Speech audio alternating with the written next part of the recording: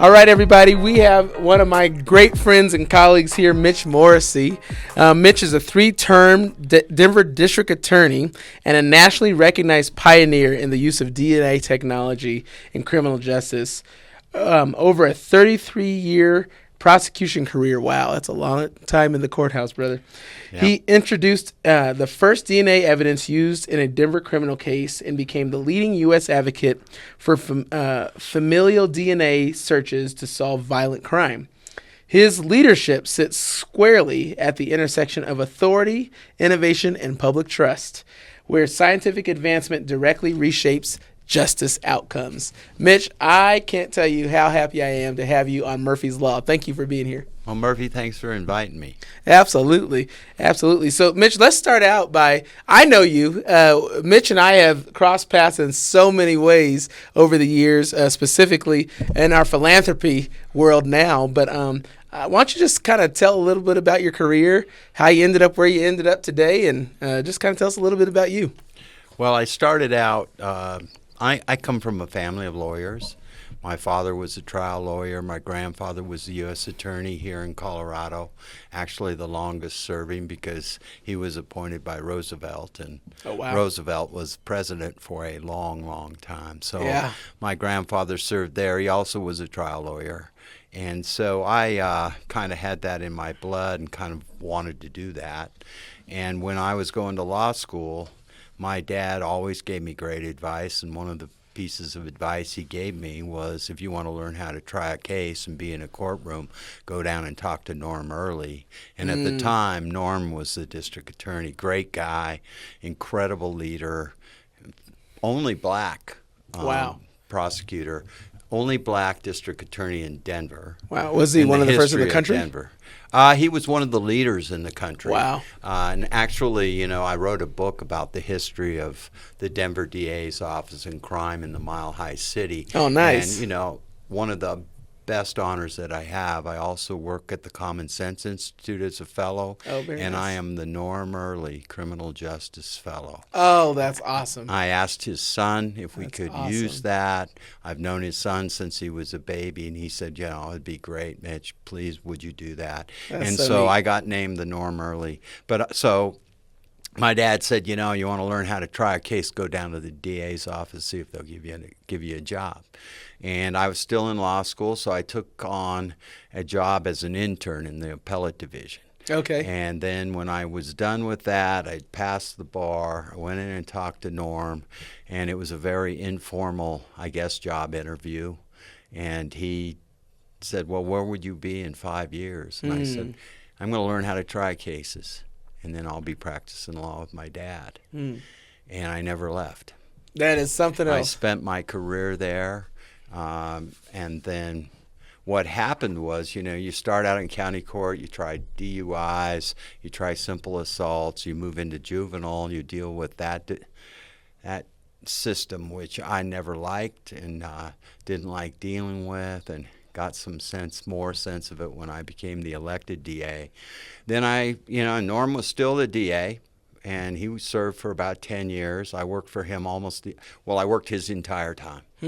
And then he decided to step down, and I put my name in, got interviewed by the committee to become the Denver DA. But my good friend Bill Ritter became the DA. He got selected. Otherwise known as Governor Ritter. Yeah, he became the governor later. But nice. So then, you know, and Bill was a guy, in fact, at the time, I remember I was with him when Romer called. We were working on a vicious homicide. It was the murder of Judge Spar. He was a federal judge. Oh, wow. It was his son that was murdered, and he was tortured to death. Oh, my and goodness. we had three That's individuals charged with first-degree murder. Two of them were women. And Bill said, hey, we got to pull over. This was the age of pagers. He got a page, and he went into my house, and he called the pager number, and it was Romer saying that he was going to make Bill the Denver DA, which was, I didn't make the cut. There was three that were left. Yeah. And so he selected Bill, and then I served under him the entire time he was DA. Wow. And then term limits came in, and he had to step down. So he served he served out the rest of Norm's term, and then 2 terms, and then he was term limited. Wow. And so then I had to make a decision, do I leave the courtroom? Do I leave what I like doing? And do I run for DA? Do I want to work for a politician, or do I want to be a politician? Well, I had to become one. Yeah. And actually, that's the only job I've ever run for.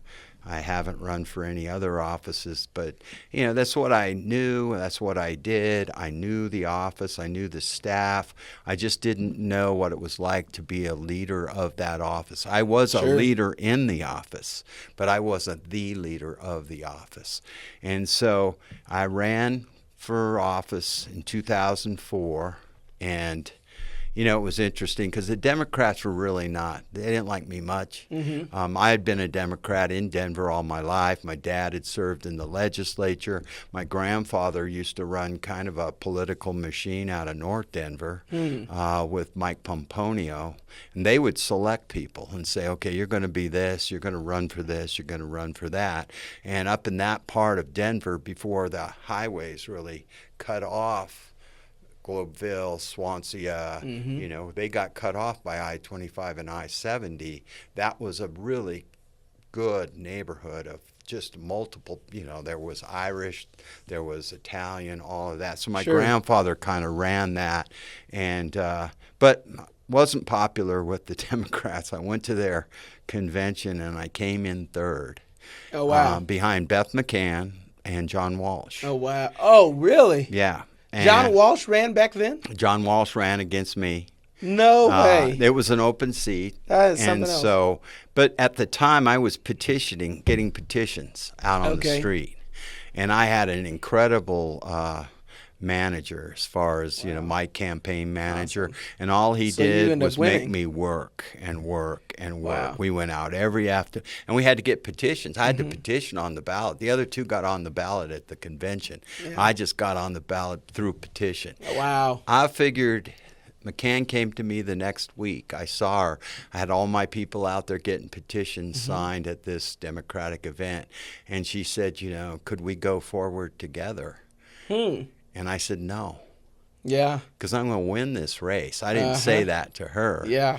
But I figured I was about 8 points ahead on the street because I was working the street. Very nice. And I ended up winning by 12 points. I always tell folks, Mitch, that when I have a lot of people that reach out to me for running for politics and running advice, and I always tell them ground game always wins. Right. When people see you out there, you're beating the street, that always wins the game, no matter what you do. Now, social media has a big part to play today. It didn't then. No, there was no such thing. No. But I will tell you, the ground game always wins. Right. For sure. Well, let me tell you, I was knocking on doors on Monaco Parkway. Oh, I love it. And do you know Judge Gary Jackson? Of course I do. A very good friend of mine.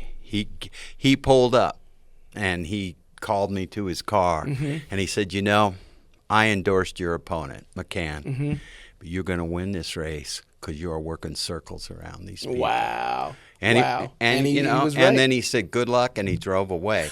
And, the thing about it is all these older lawyers, they knew my dad. My dad was my biggest fundraiser. Wow. He got on the phone, and he called every lawyer that he knew in the state of Colorado and said, hey, help my kid out. At the time, you could get a $400 donation. Wow. That was it. Wow. And we were able to raise enough money. You talked about social media. We actually had advertisement. Wow. And we were able to get on some cable advertising and That's things awesome. like that. But, I bet the kids today don't even know what cable is. That's the hilarious part. Yeah. It was fun. Yeah. It was fun. It was a lot of work. And then I never had an opponent again. Wow. And so you won. You were in there for 3 terms. Right. Well, there was only 2 at the time I ran. And then I got elected. And then somebody had to step up and make sure the DA had the same terms as everybody else in Denver. Yeah. And so we ran a little you couldn't do it now because they changed the law. But at the time, we ran it in a city election. It said, should the Denver DA have the same term limit as everybody else in Denver? And I figured, written that way, he should be term limited. Well, I was. But people that didn't know, he should have a term limit. That's and good. the others is like, it's just fairness. Yeah. So actually, I had to run 3 times just to be the DA. But I also ran a bunch of, like, for instance, I played a big role in the Justice Center. bond very issue. Nice. Very nice. Got the crime lab. Wow. Yeah, and I know in the bond issue. The crime lab, while it has a different name on it, everyone knows it as your crime lab. Wow. Because you and Greg LaBerge did a lot with that, and right. I want to pivot to that a little bit if we can. Sure. I'd like you to kind of talk about you as a DA was a position, but I think you're nationally known for what you've done with not only cold cases, but also with DNA evidence. Right. Talk to me about that. Number one, how in the world did you get involved with DNA? And talk to me about the trust factor of DNA and how people it's ebbed and flowed over the years. Just kind of talk to me about that. Well, piece it was coming out, and I had a guy that was a serial burglar. Mm-hmm. His name was Jeffrey Fishback, and if he had the opportunity and someone was at home, and it was a woman, he would rape them. Oh. So he always left fingerprints, and these guys that leave fingerprints that are habitual or professional, buy a pair of gloves, but he'd always leave fingerprints. So I had all these burglaries where no one was home with his fingerprints. And then I had this one where there was a woman that was raped. And his lawyer came to me and said, hey, my guy was there, and he left his fingerprints at the point of entry, but he didn't do the rape. The other guy did the rape. And we want to do this new thing called DNA testing. And I said to him, well, I don't know a lot about it. We haven't had any cases in Denver, but my understanding is you need a lot of DNA. And you did at the time. You needed a lot of molecular weight when it came to DNA. And I said, I'll send my half off. And people may not know, but in the state of Colorado, when you have physical evidence like that, you're only entitled to half of it. Wow. And so I said, I'll send off my half, which will add to the amount, and then we need to share in the results. And you understand, if I were to have given him just the half, he'd have the testing done, and I wouldn't know what the results were. So I went to Norm Early. He was my boss at the time. And it was a great system that Cellmark was the name of the company had. And you could pay like $1,000 to find out if you had enough. So we sent our sample out. We split the cost, came back, and they said, yeah, you have enough. And at that point, the defense was like, we don't want to do it anymore. We don't want to go any further. Really? And I was like, oh, boy. So I went to Norm, and I said, listen, Norm, I can't tell you why they're not doing this. I assume it's because it's going to show it's him. That's right. But I can't assume that. Yeah. He may have just run out of money. He's got a private lawyer. They may not be able to afford it because it was very expensive. And it's so interesting how back then you're asking the defendant to share in the, and which is so interesting because if you didn't do it, I'd be like, yeah, all day long, take my DNA. Well, but Norm said, no question, Mitch, we need to do it. That's awesome. I said, I think we need to do this. We need to know the answer. And so we did it. We foot the bill for it. And it was real expensive. And the one thing about DNA, I always tell people that I'm talking about it really, it's kind of like everything else. It was slow. It was expensive. It was a completely different methodology that we used. And it took forever. Yeah. And now, it's like your cell phone. I don't know, Murphy, if you remember first those big cell phones. Oh, I remember. About the size of a shoebox. That's right. They weren't not reliable. That's right. Well, that's the way DNA was. And now DNA, like think of your cell phone now. It fits in your pocket. It's a computer. It's a camera. It does all of these amazing things. And that's kind of the way DNA did. It got faster, it got cheaper, and it got more sensitive. Wow. And so we did the case, and it had never been admitted in Denver, so we had to have a hearing on it. It had never been accepted by our Supreme Court. Wow. So a new science, you have to have pretrial hearings on that it's legitimate, that it's accepted in the scientific community. So I don't think a lot of people know that. Yeah, we did all those hearings, and I got to read more scientific papers than I ever read in school. I learned more about statistics. I never took a statistics class. I was the kind of guy that avoided science, avoided math, and I become this, just through reading it, having to present it, and having to cross-examine experts that came in and said it wasn't valid. And so I learned it. And then I remember early said, well, you need to do a presentation up at Estes Park. We used to have this weekend retreat. You need to talk to, and I was one of the young guys. I was like, okay, I'm in front of all of the old timers. And Norm had a very veteran staff, some great trial lawyers, Mike Little, Bill Ritter was one of them, just some really good trial lawyers. And I got up and said, this is going to revolutionize what we do. I love it. And I talked about it and all of that. And they could tell I was nervous, and more nervous than I had been in court. And they all came up afterwards and said, you did a great job. Wow. I think you oversold this DNA a little bit, though. I don't think it's going to really change things. But Murphy, when it comes to solving a serious crime, identification is always huge. And also then using DNA to determine what happened at the crime scene. That's right. Because you can do that with it too. So if you've got blood stains over there, we had a pretty famous case. It wasn't while I was DA, but we had a former DA kill his wife in a parking garage. Oh, my goodness. And he also killed a kid from Fort Collins who was a good Samaritan. He shot him and killed him too. And somehow he, in the altercation with his wife, started bleeding himself. And as he was leaving the parking lot, on the wire there, we found his blood. Wow. So you could piece together what happened. We ended up not prosecuting him because he fled the state and was pulled over by the state patrol in California, and he blew his brains out as the officer came up and approached him. But so you can also use it to piece together, where was this person, what were they doing? And it's, was working on a case yesterday that we've been working on for years, another podcast. It's a man that was murdered brutally in his house in 95. Kenneth Floyd's his name. Killed in Aurora. We're working with Aurora. And there he is, multiple stab wounds on the floor. But on the way out, there's a drop of blood. Wow. And in brutal stabbings, oftentimes the person that does the stabbing cuts themselves also. That blood's not our victims. And we've been looking for that guy for 7 years now with the latest wrinkle in DNA. That's the other thing about it. It's ever evolving.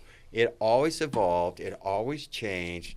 They set on a different technology in the 90s, about the time that O.J. happened, about the time that John Benet Ramsey was murdered, all of that. And so we had a whole new system, so we had to do all these additional hearings. That Fishback case was the case that the Colorado Supreme Court said, yes, you can use DNA. You can use it for identification. So case law was set there. But they changed the system. So we spent about the next 10 years doing these hearings, and the public defenders would never appeal. Because they didn't want that decision. That's right. So I'd go into court, I'd cross-examine these experts, these statisticians, these DNA, and they would talk in their language, and I had to know better. And, I had to learn, and I'd bring stacks of papers to cross-examine them with. And rarely would you see him in front of the jury once the judge said you could come in. Finally, up in Boulder, and I was on the John Benet Ramsey case, so I couldn't help. You? And they had been kicked off of this murder case, so Arapahoe County had it. And it was a judge up there threw out the DNA evidence, said, no, this isn't generally accepted. And I called all these elected DAs and said, now's the time. You better appeal this. That's right. And you better get this opinion. And luckily enough, Judge Nancy Rice was on the Supreme Court. Well, I had done a number of hearings in front of her on admissibility of DNA of this same system. And she wrote the best opinion. It basically set DNA in Colorado for the next for that generation, the next generation, she found everything that we were doing to be generally accepted and could be used in court. So we didn't have to do those hearings anymore.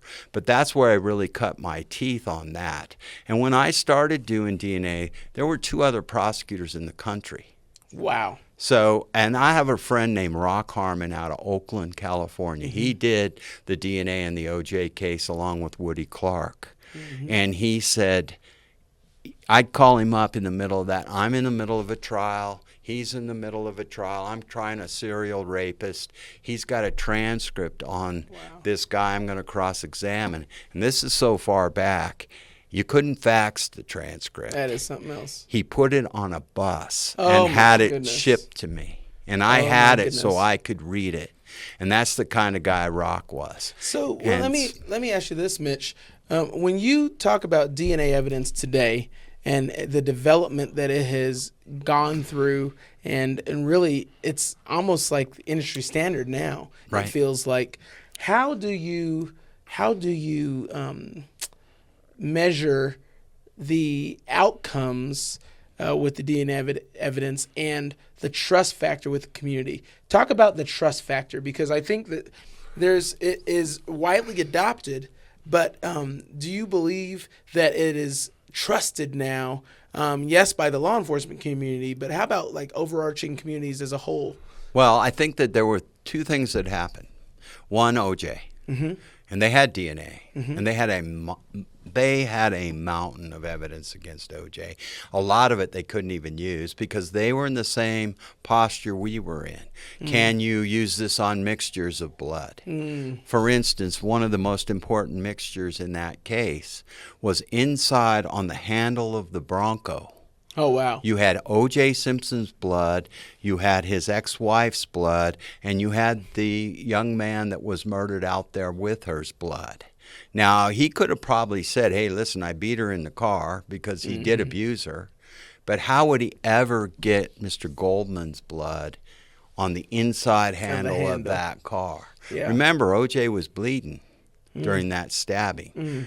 So there it was, and they couldn't use that evidence because in California it hadn't been accepted that you could sort out mixtures of different people's DNA that you found in one stain. Mm-hmm. And they never put that on. Wow. So there was a mountain of evidence, and Rock does a great presentation of all the evidence that they had, a lot of it that they couldn't use. But that really kind of put a dent, I think, in the credibility of DNA a little bit. Now, you know, that was a celebrity and all of those kind of things. But CSI and those TV shows, you know, I always that's used to really say what the spray, and then all of a sudden you have the outcome. It's funny. I don't know if you know this, Mitch, but when I was a police officer on the street years ago, I was a CSI and a death investigator. And one of the funny anecdotes that I always said was people would show up, because this was right at the height of CSI, the show. Right. You would show up on a scene and people think you'd get your squirt bottle out and spray something on there, and now you have the fingerprint or the crime is solved, you know. And I was like, that doesn't work that way. Well, it was concerning too, though. And remember, I was trying cases then, and I would have DNA. And I would say to the jury when the pool would come in and question, anybody a CSI fan? And they would say, you know, if I had somebody raise their hand, and I said, well, now you understand, you're going to hear from some forensic scientists in this case, but it's not like CSI. It's not like the movies. You know, this case wasn't solved in 50 minutes. That's right. Short of ads. That's right. I'm going to put some scientists on. I guarantee you, none of them are going to look like the people you're used to seeing on CSI. And they would laugh. Real chiseled. But and I'll tell you, or these beautiful women and stuff. And I would say, you know, but you had to be careful. Because jurors would use CSI as an excuse to not find somebody accountable by saying, oh, well, they could have done this. Why didn't they do this test? Because I saw it on CSI. So you needed to make sure that, you know, you had reasonable people on your jury and not somebody that would fall for that. And so, you know, and that's what started to happen. And then, you started to see cold cases being solved. Yeah. You started to see things like we were using DNA in burglary cases. We're one of the first places in the country in Denver that used DNA to solve property crimes. They gave us $1 million, the federal government, to answer a question. Can we solve burglaries with DNA? I said, write me the check. I got a one-word answer for you. Yes. Wow. And they said, oh, no, you're going to have to keep far better statistics than that. And we did. And what we did was that we went after career criminals. We went after that burglar who pulls 3 burglaries a day, every day of the year. And we were like, okay, if we catch them with fingerprints or DNA, they got to plead to the charge if they're an habitual criminal, which means they had 3 or more burglary convictions or convictions. And we did that, and I thought, okay, this is perfect, because my young lawyers will learn how to try DNA cases in burglaries where no one was even home. That's right. And then when it gets to a rape or a murder rape or one of these horrendous cases where DNA is pivotal, of course, DNA was pivotal in that because it proved the identity of the burglar. But they'll be good. They'll be pros, We'll have this great opportunity. But everybody pleads to the charge it's an habitual burglar. Wow. Well, Murphy, they all did.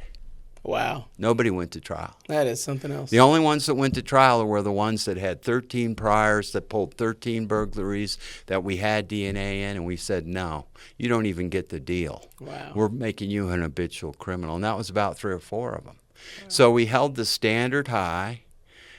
The average sentence, because we kept the stats, was 10 years to 11 years in the penitentiary, because they were all pros. It's a long time. And we thought, okay, we'll push all the burglars out of Denver. They'll all be out in Aurora and Jeffco. And we dropped the burglary rate in the entire metro area. Nobody was doing anything different. That's awesome. By taking these guys out. We dropped the burglary rate by about 43% in the entire metro ever, because they don't know the jurisdictions. So, Mitch, that brings me to today. As you've seen in the city of Denver and, frankly, across the country, there's big cities that have cultivated an environment where they're dropping double-digit numbers in crime. Right. I think our chief is saying that it's about 50% in the homicides. There's a number of other chiefs across the country that are around 30, 40%.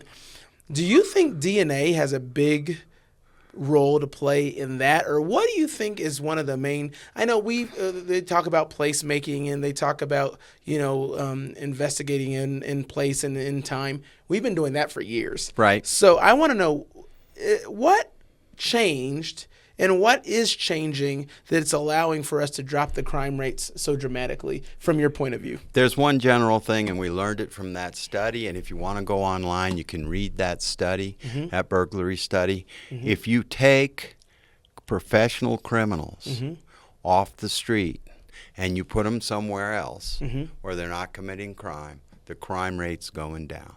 That's right. And if you use DNA to do it, if you use fingerprints to do it, if you use surveillance cameras to do it, all this new technology. But think about post-COVID. What was going on in the state of Colorado? We were number 1 in auto thefts. Our burglaries were up. Our homicides, we had a 3-year period where we had incredible homicides. Yeah. And so what's going on in the last year? Criminals are being taken off the street. Yeah, and I think, but they're being taken off the street by the federal government. That's true. So when you have 3,000 criminals that have been taken off the streets and deported and sent out of here, and I don't know if you send them to prison, if you hold them in a county jail, the one thing they're not doing is committing crimes in your community. And I've watched these statistics because I'm a fellow. I'm the Norma Early Fellow, and we've been studying crime. We've been studying what's the increase and and everybody's saying what's decreased this. And I'm not a big political guy. I clearly was a Democrat, is a Democrat, but I got to tell you, I know when you take a large population of criminals off the streets, the crime rate's going down. That's right. Well, and I would And also. you got to attribute that to some of the federal government and the work that they're doing around that area. It's true. And because we had all these techniques, we had all this, we had DNA, Well, we and had fingerprints, I think the but only it's thing, getting better. The only thing that we did see a difference in, because even when I was public safety director, we were putting people in jail that need to be in jail. The problem was they weren't staying there. Right. And so I would also add on the local side of thing, I want to give them a little bit of credit on the prosecution side that the new DA is indeed prosecuting people. Right. And that is a difference because, John kind of took a different approach. John Walsh? John Walsh took a different approach to prosecution, and he believes that if you commit a crime, you shall go to jail and you shall pay for that crime. And so, yes, I believe that the federal side of things definitely has an impact, and I look forward to reading that study. But also, I think the local prosecution side of things does have some merit. It is Plays so a huge important. role. It is so important, it goes to the morale of the police officers as well. Well, Murphy, and that's what we saw around auto theft. When auto theft was a situation where if you were somebody that could only afford to have a beater car, and it happened to be a car that was easy to steal, guess what? It was gone. It's gone. And Colorado law was written that way. If somebody steals my car, I go get in my Suburban, which is a beat up old car, but I drive it. I get my kids to school. I get to the grocery store. I get to work.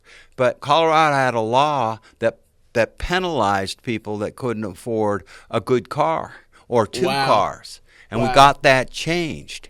And that's made a huge difference going from number one year after year.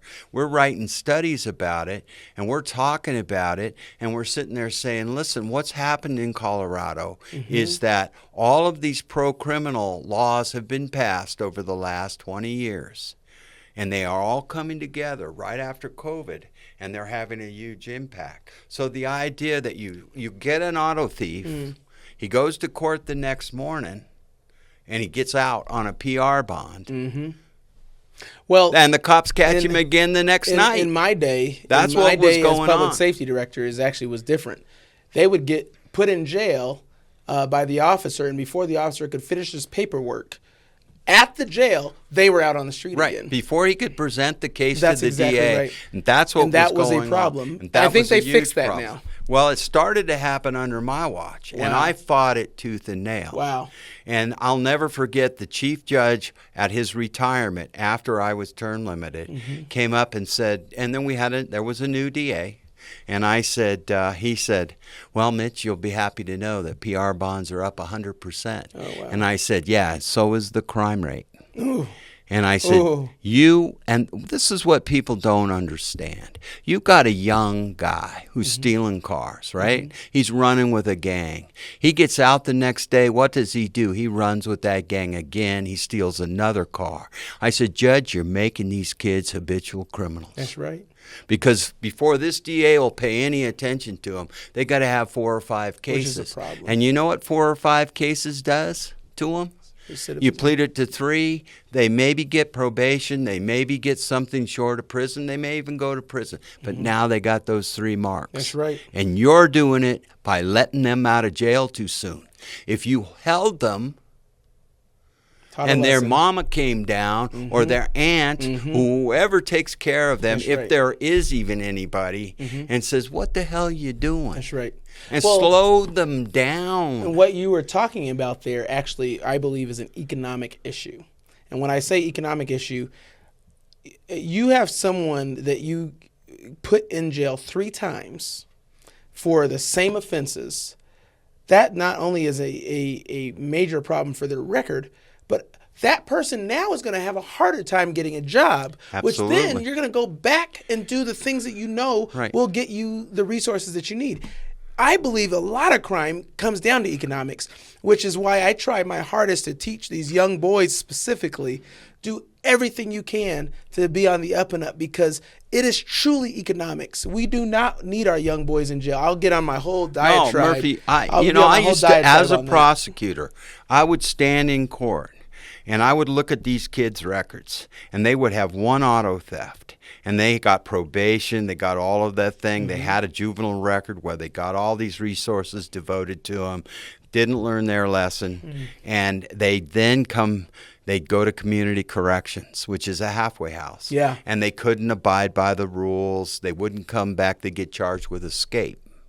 And I would look at these young guys, and I would listen to them talk to the judge. And they would have one auto theft and 3 escape convictions, all felonies. And they were going back to the penitentiary. And I would say to them is, if they try to put you in a community corrections facility again, don't go. Don't listen to them. Go to the penitentiary, serve out your sentence, because you can't follow rules. And that was it. That was his problem. He couldn't follow rules. Maybe getting institutionalized by being, being fed, having a bed, all of those kind of things. Don't do it. Don't go back. And you know what they'd say to the judge? What? Do what he said to me, Judge. He's right. And so Mitch, much of it is that. And so I felt so bad for that. Because if you think about it, you got one auto theft, and you're held in jail. And you get to the point and you come to the prosecutor, and the prosecutor gives you a misdemeanor.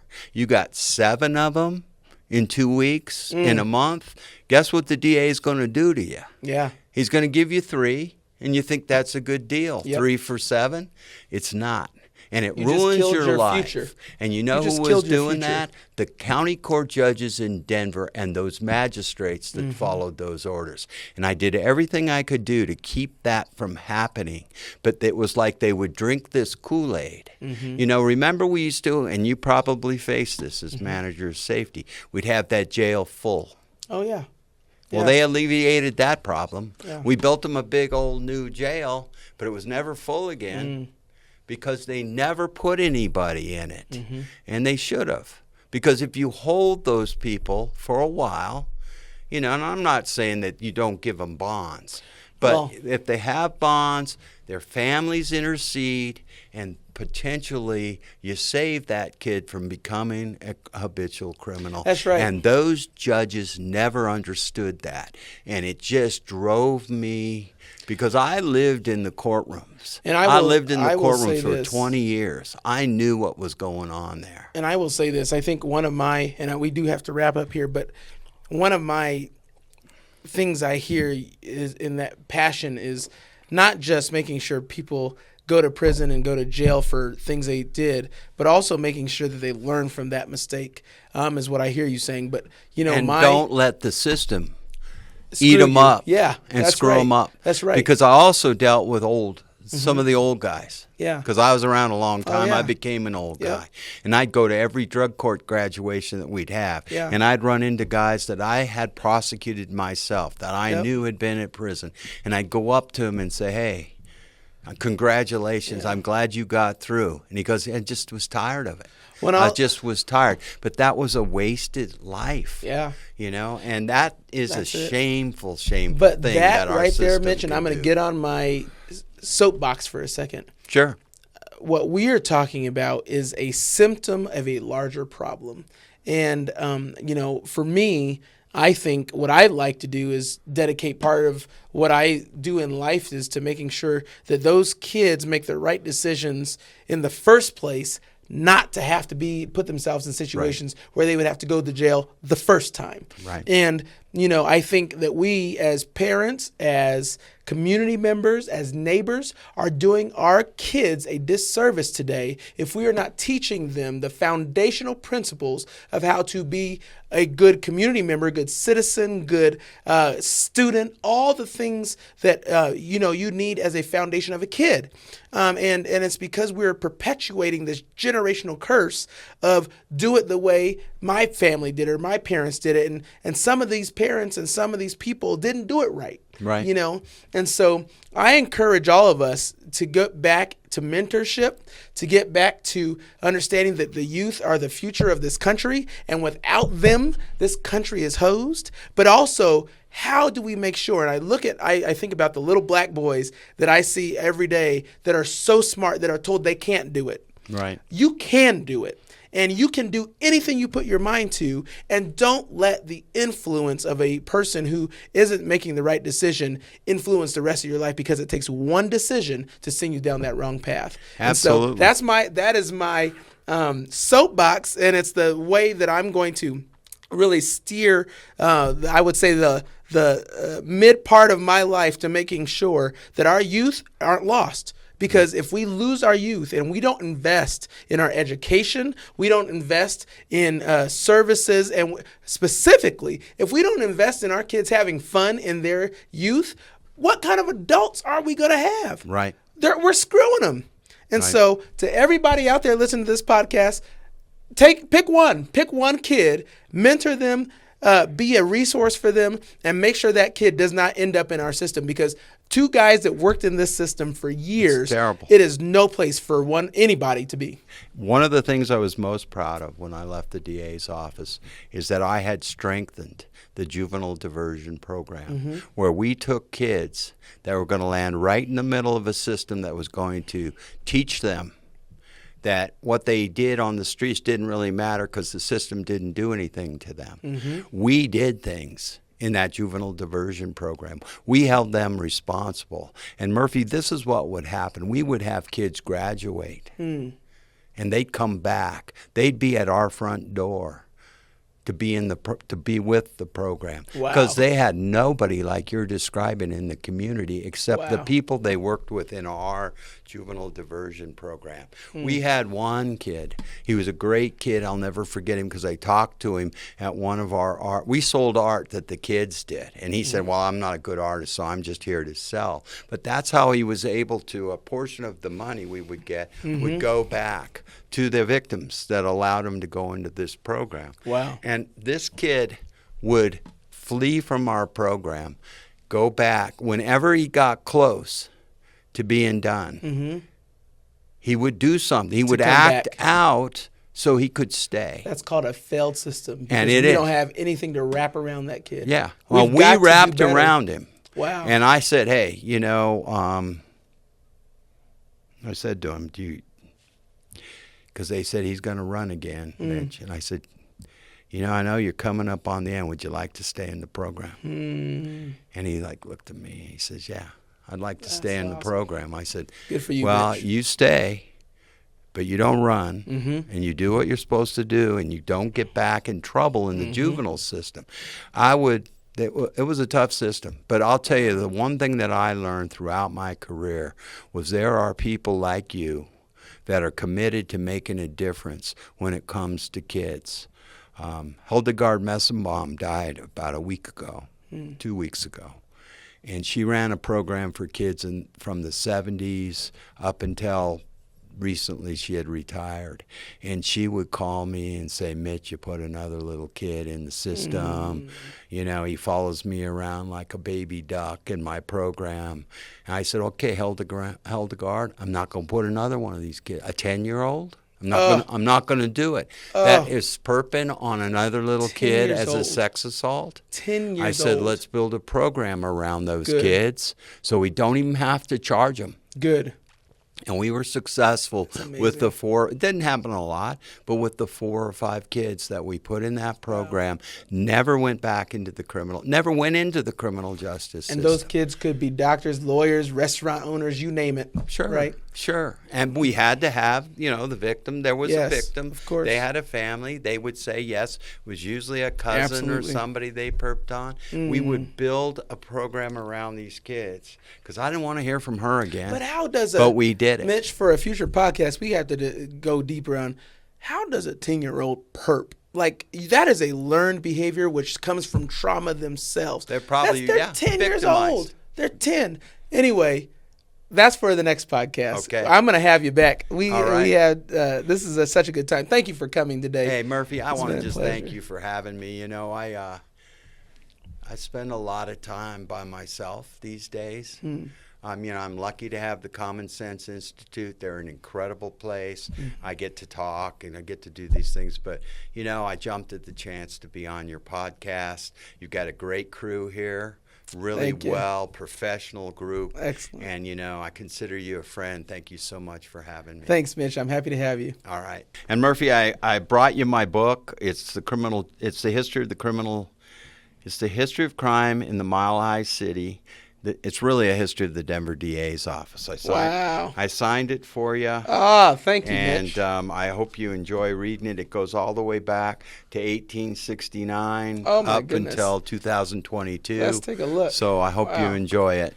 Wow, this is awesome. Well, if anyone's ever interested in how a DA functions and the history of DAs, get this book by Mitch Morrissey. This is amazing. It's on Amazon. You can That's awesome. Type in Denver DA's office. It'll come up. It has this gray cover with the badge. Everybody that's ever served. Now, does your badges still look like that? No, that's an original badge. That's an old-timer badge. My badge was different. I actually had 2 or 3 different badges, but nice. I think it's a pretty good read. Anybody that is interested in kind of the prominent cases that happened under each of these individuals, we tried to put it there. The other thing we wanted to make sure is that we told the story of every Denver police officer that was killed in the line of duty. Amazing. So they're all in there. The people that killed them, what happened to them. I think it's a pretty good read. If you're a true crime person. Look forward to it. Thanks, Have Mitch. at it. All right.